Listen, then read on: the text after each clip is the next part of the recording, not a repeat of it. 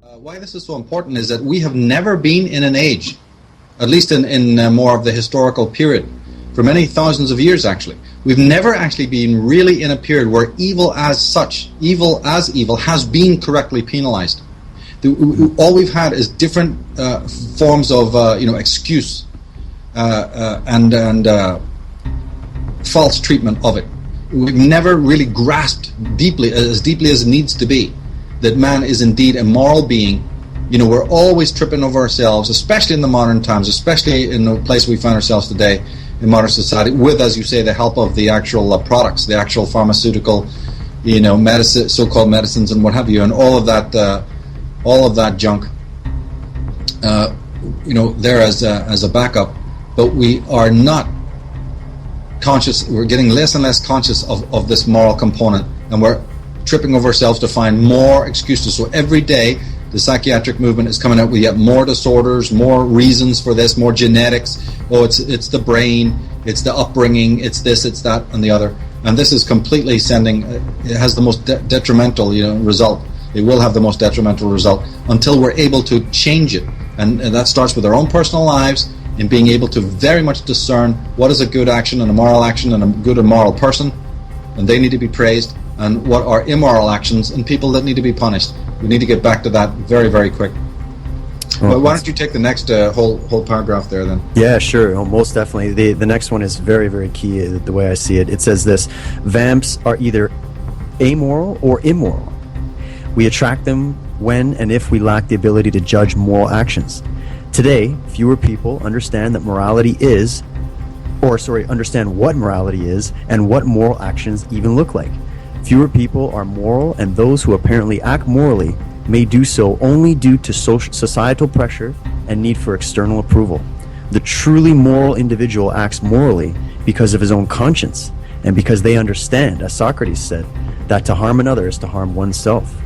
Right, so we've already made the point. One small thing I'll say, and it's more technical, so please, listeners should excuse me for this, but the difference between the conscience and the Freudian superego is that the superego is imposed morality, to be very, brief and loose about it.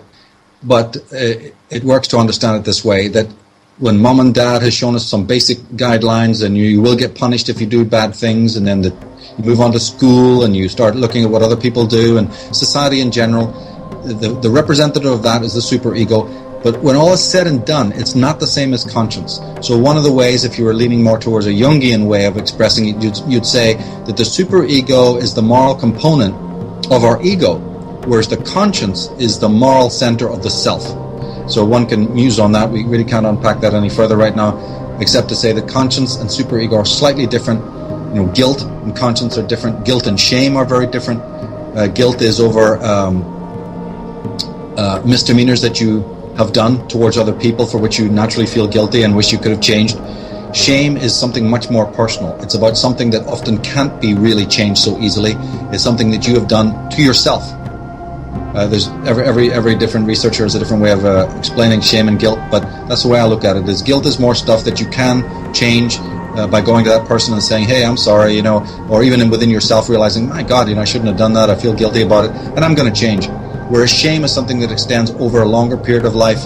It's something that has a deeper sort of impact, and it's far more existential and hard to change. But so even those two should not necessarily be considered as referring to the same phenomena, you see. Why don't you go ahead and take the next one, about halfway down. I can finish it off. Sure, sounds good. We continue saying that vamps believe themselves to be entitled. Yeah, that's a big one. They think they deserve not only physical possessions, but the time, care, and servitude of others. They are arch pragmatists who do not care for you as a person. On the contrary, they care for you as a resource and a means to an end, pleasure and security. In the beginning and early stages of your relationship with a vamp, they will say anything they think you want to hear. To win your interest and trust, to court you, they come across as exceptionally attentive, yet strangely elusive. Initially, they attempt to walk in rhythm with you, so that, like a cunning predator, they get to know your scent and your pace, your personality type, as much as they are able. That's it. Then it carries on to say, they expertly give the impression that you mean something to them. Now, this is important too, because as R.D. Laing, the great psychologist, said, when you give love and you give trust, and you might give it very easily and for all the right reasons, but unfortunately, you don't notice that when you give love and trust, you stupidly, and I'll say that, you stupidly imagine that you're getting it back from the other. You don't test for it. And it may even be months or years that go by before you finally realize that you've been conned.